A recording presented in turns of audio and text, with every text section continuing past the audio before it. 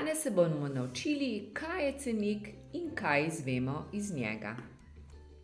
Cenik je seznam blaga ali storitev in njihovih cen. Blago je izdelek ali pridelek, namenjen prodaji. Storitev je naročeno delo, ki ga nekdo opravi za plačilo. In si poglejmo cenik frizerskega salona Prečka. Koliko bi deklica plačala za striženje? Glede na to, da je deklica še otrok, poglejmo, koliko stane otroško striženje. Ta stane 5 evrov.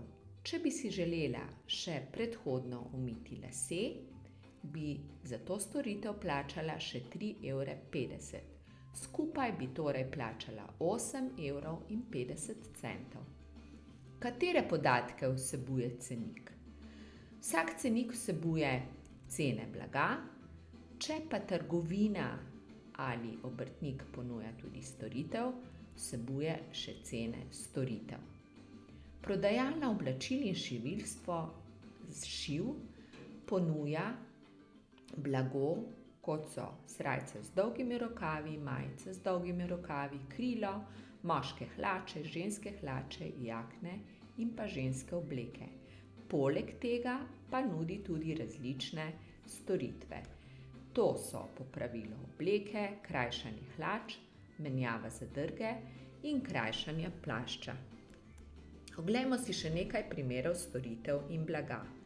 Storitve so lahko šivanje, striženje, fotografiranje, urejanje vrtov, čiščenje ali varstvo otrok.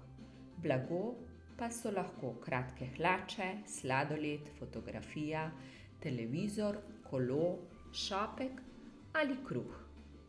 Zapomni si, prodajalec mora za nakup blaga ali storitev izdati račun in ga izročiti kupcu. Kupec je dolžan prevzeti račun in ga zadržati neposredno po odhodu iz trgovine.